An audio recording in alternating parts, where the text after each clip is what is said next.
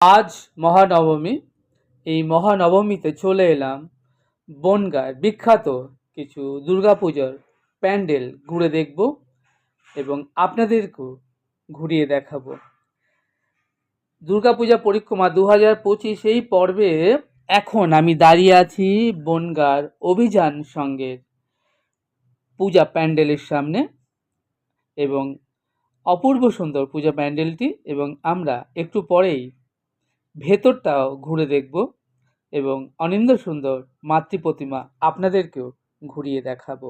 আমাকে দেখছেন, আমি শ্যামসুন্দর দাঁড়িয়ে আছি বনগাঁর অভিযান ক্লাব দুর্গা পুজো প্যান্ডেলের সামনে।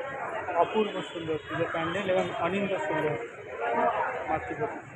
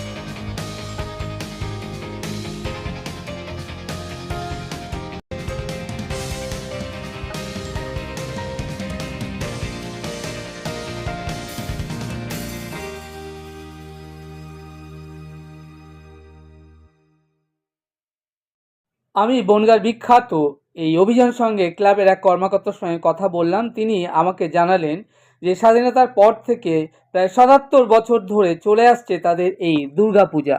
আমি এখন দাঁড়িয়ে আছি বনগাঁ অভিযান ক্লাব সঙ্গে দুর্গাপূজা। আমাদের অভিযান সঙ্গে তো অভিযান তো অব্যাহত আছে।